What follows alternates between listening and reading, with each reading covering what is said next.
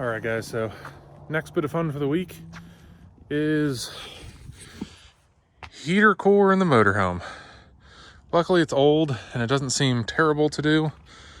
I already got started on it, but pulled the dog box out. Good old LS in there. It's kind of hard to see. Gauge cluster out, which is honestly a homemade job, not wired yet, but that's out. There was like 3 screws on the bottom of this side, 3 screws on the bottom of that side, and then up here there was probably 7 screws across the top at the like the vents. But this one going down to Drifters December in West Virginia, it was cold without having a heater core. I had the heater in the motorhome running, but it's not enough to overcome, you know, like I said, it's old. It's a 1979. So between a whole bunch of holes in the floor down here by your feet and just gasket around the dog box, like air's coming in at places, and when it's 20-30 degrees out, that air is chilling your feet even when you have a heater blowing, you know, kind of on you. So really need a heater core so they actually have vents in the dash and on my feet.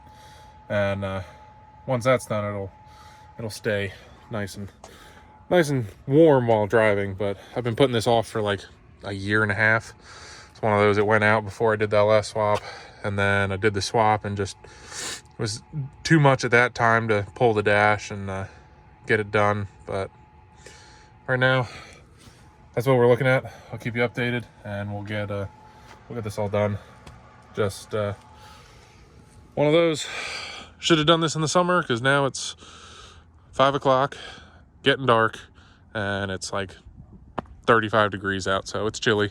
I got the heater on, and hopefully that'll be enough to keep me going. So yeah, like I said, steering column undone, hanging down, gives me some extra room.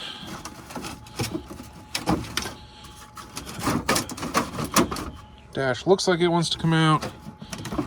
I'm gonna lay underneath it and check if there's anything else that needs to be unbolted before I can move this out of the way and get to that heater core. At the moment, this is going better than expected. I don't want to jinx myself, but we can do this. All right, I got everything inside done, undone that I know of. Now it's out to in the engine bay, and it's a van, so they're freaking tight. I had to take this intake off. Once I get the intake off, the heater box is right back here. So there's a couple bolts that are covered over in sealant. I gotta pull those out, and we'll keep going. It's always nice when the new part matches, because it was something you couldn't really check until you took it out. But clearly it matches, and obviously we had a leak and a problem. So this should fix the heat. It's one of those small things that just, I don't know, makes life so much more enjoyable. All right, heater core's back in. I'm not going to finish putting everything back together until I check it and make sure it works. However, this is the next big, I don't want to say big problem, but this is the next hurdle. Those 2 ports there are your heater core lines coming out, and right down here, that U shape is basically a heater core, a block off. It just, one of those is your inlet, one is your outlet, and I just need to find some hoses. I don't know if I can just use straight hose just because of how this is oriented, or I got to go through my hose bucket, which I highly suggest. If you're ever taking stuff apart, you have spare stuff, keep all your hoses. That way, situations like this, you don't have to go out to the parts store. Hopefully you have what you need, so you can recycle. The other thing that I really kind of want to do tonight before I put everything back together is speakers, because this has some speakers hidden behind the seats. Can't even see them there. But when you're riding in this thing, it's loud. It's old.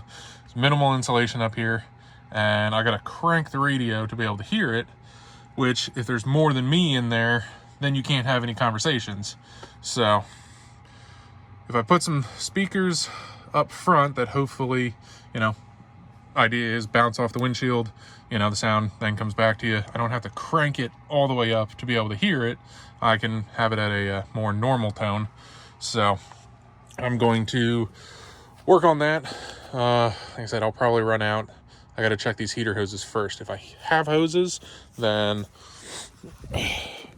we're good to go. If I don't have hoses, I need to run out to the parts store, which while I'm at the parts store, I'll grab some speakers. And I'm not grabbing anything special, fancy. Just something with sound that doesn't, you know, not complete crap. All right, guys, welcome back to another video. Today, we are down at Shenandoah Raceway doing a New Year's Eve drift event. It's gonna be all hot lapping. I got the boat out, I got the jet ski out. I'm gonna say, Jenny seems like she's ready to go. We're locked, we're loaded. And I think people are starting to get, I think they're just opening up track. So we're running for a couple hours until it gets dark today. And then tonight we got some New Year's, you know, celebrations just here at the track. I say, got the motorhome and everything set up. We are in the mountains for sure. I got a whole bunch of cars and we're just looking to go out and have a party today. So come along, say I'll keep you updated throughout the day, add some videos, driving stuff. Should be good. Like I said, it's hot lapping all day, so I don't know how crazy this is gonna get or not. All right, heading out for my next, I just did one quick session, got some heat in the tires.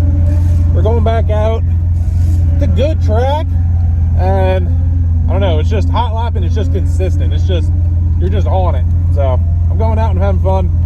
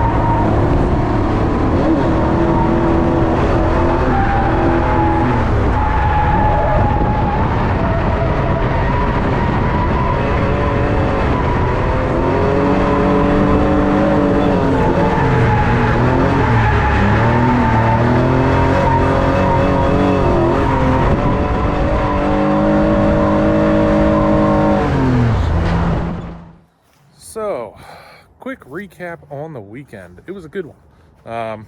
It started raining towards the end of the event, so it was wet, kind of wasn't greatest to film, and it helped though on tire wear a ton. So I got a ton of laps in the second half of the day, because otherwise hot lapping was not a fan of tire wear, and I was definitely going through tires pretty quick.